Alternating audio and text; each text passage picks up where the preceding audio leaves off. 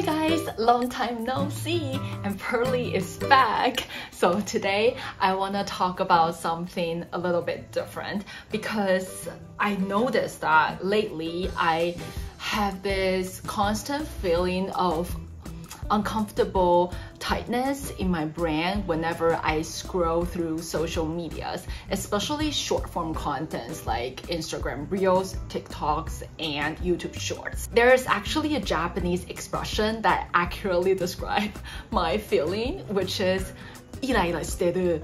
なんか超イライラしてる, which literally means very irritated. So in this video, I want to explore why I felt this way or why we felt this way if you also can relate to this kind of feeling by discussing from both the point of views of a consumer and a creator. I mean, after a year, more than a year actually, into this industry, I think I do have some perspectives to offer as a content creator. I hope, yes, I think so. And actually, I think it would be quite interesting to discuss this topic, this problem from these two perspectives. So I'm very excited. Are you excited as well? Yes? Very nice. So anyway, yalla bina, let's get right in. Drowned in all these contents. I think there are three words that perfectly describe the current state of internet, which are too many contents.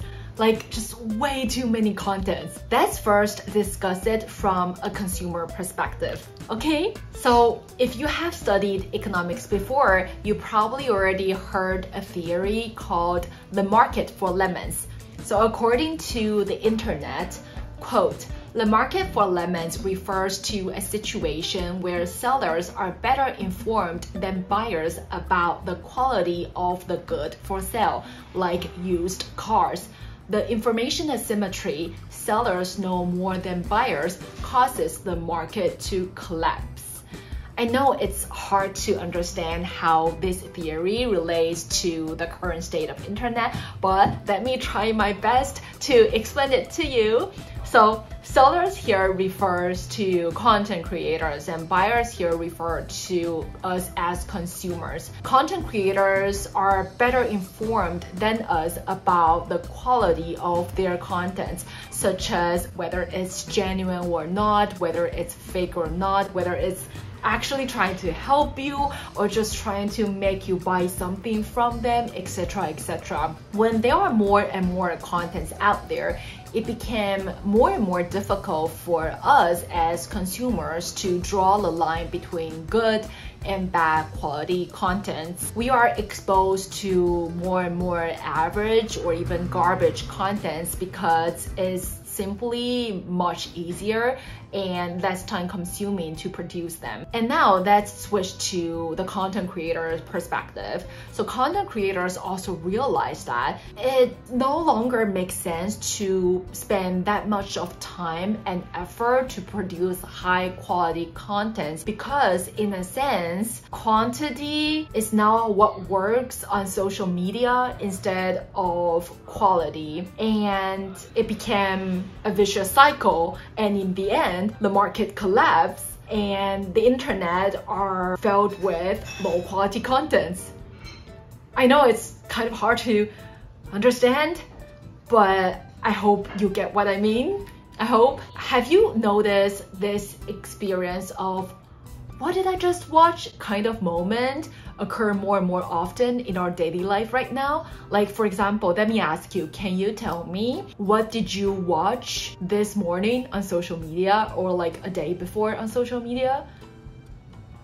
I think it's quite hard to recall, right? I mean, same here, totally same here for me. And that's the problem. And of course, I'm not saying that there are no good contents on social media. In fact, there are still many great contents out there on social media, on the internet, but it just became more difficult to discover them right now. And I think it's actually one of the main reasons why I still keep using social medias, because I still have this hope that I will someday just like come across a very great account, a very great channel, a very great content that will inspire me, that will make my life a better one, sort of. I still have this hope. That's why I keep using it. But the truth is, yes, it did become more difficult to discover high quality contents now, unfortunately. Yeah, I'm back from lunch. Let's continue with our chat. Everything is optimized / contents are designed to extract money out of us. Okay, again, let's first talk about it from a consumer perspective. I don't know if you have noticed that nowadays many contents such as reels, shorts, or thumbnails follow the same design trend. And also clickbait titles. Oh my god, I cannot describe how much I hate clickbait titles. I mean, if the contents actually live up to the title itself, that is totally fine. But the problem is, most of the time, it did not. Many contents nowadays gave me this kind of artificial and manipulative feeling. It gave me this weird vibe that their end goal is to make money out of me instead of providing values. You might be wondering, but social media is free. Well, I used to think the exact same way, that yeah, social media is free, so like I won't lose anything by using it. But I only much later realized that time is money. Like, your time is your money. The time you spend on social media is how platforms and content creators make money. So if you actually learn something from it, inspired by it, or feel better, etc. after watching them, then it's money well spent.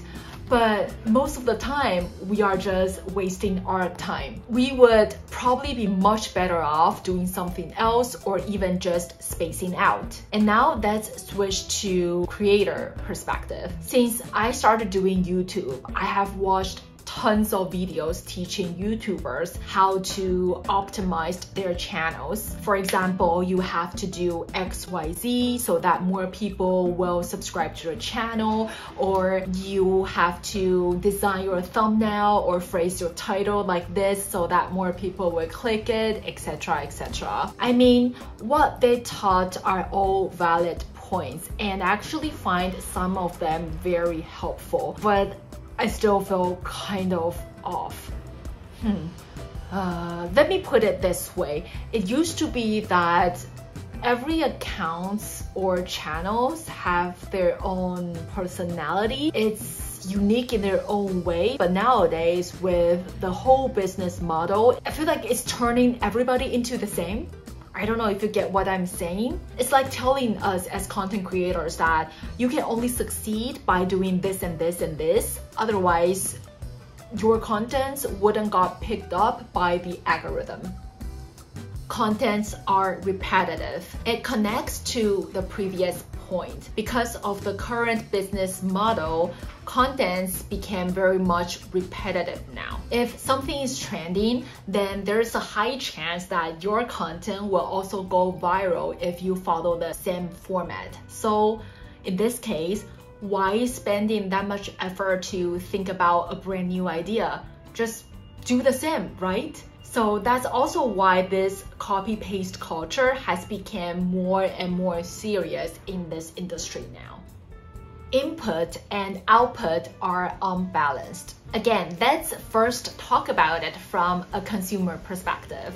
As a consumer, a lot of time we passively consumed a lot of contents, like a lot of contents. Too much input, but too little output. I think that's one of the reasons why we feel like we wasted a lot of our time. I think it would be more balanced if, for example, after we watch something on YouTube or on Instagram, etc., it actually inspired us to go do something in our real life, to apply what we have learned to our daily life, etc. In this case, there will be more output instead of just input. In contrast, being a content creator means a lot of output, sharing our knowledge, sharing our life, sharing our advices, etc., etc. Too much output, but too little input.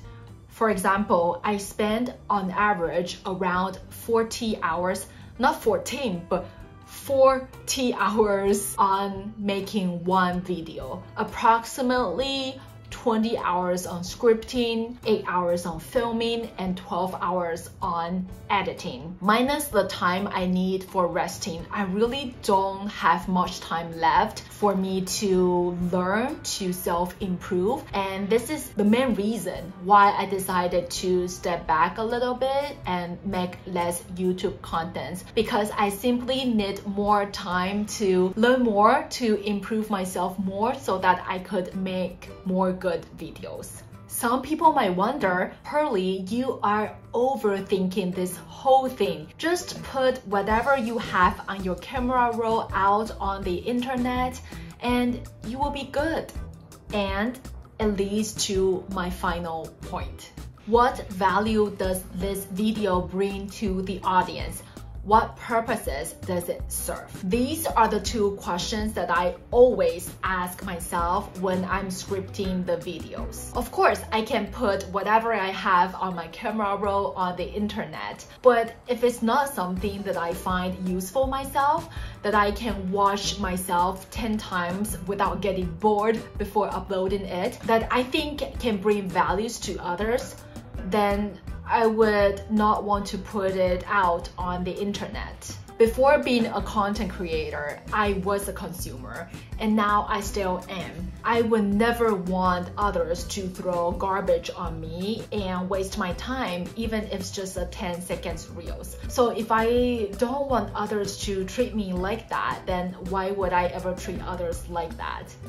Right? It just doesn't make sense for me. Humans are not robots. You are not just a view. You are not just a subscriber. Your time isn't just a dot on the watch time page. You are not a data point in this big data world. We are humans. This is why I have always been very cautious when it comes to what I share on Instagram, because I simply don't want to make content for the sake of making them. This is also why I spend so much time on scripting a video, sometimes even more than the editing and filming combined, because I simply want to make sure that the video is serving a purpose. Someone might again think that, Pearly, you are overthinking this whole thing. This is not how the game is played right now, and you are not likely to succeed by thinking and doing it this way. Well, maybe what they said are right, but who knows, honestly, because the internet is changing so fast. It's difficult to predict what would come next. So I just don't want to blindly follow the crowd. I want to stand by what I believe in. The end, I want to share with you my favorite piece of advice in the whole world. Let's watch it together. When you grow up, you tend to get told that the world is the way it is, and your life is just to live your life inside the world, try not to bash into the walls too much, try to have a nice family life, have fun, save a little money. But life, that's a very limited life. Life can be much broader once you discover one simple fact, and that is everything around you that you call life was made up by people that were no smarter than you. And you can change it. You can influence it. You can build your own things that other people can use. And the minute that you understand that you can poke life and actually something will, if you push in, something will pop out the other side, that you can change it, you can mold it. That's maybe the most important thing, is to shake off this erroneous notion that life is there and you're just going to live in it, versus embrace it, change it, improve it, make your mark upon it. I think that's very important. And however you learn that, once you learn it, you'll want to change life and make it better, because it's kind of messed up in a lot of ways. Once you learn that, you'll never be the same again. Yes, so that's my favorite piece of advice in the whole world. Embrace it, change it, improve it, and make your mark upon it. Love it so much. And that's the end of today's video. I hope you find it helpful, and I'll see you again in the next video. Bye bye. Bye bye.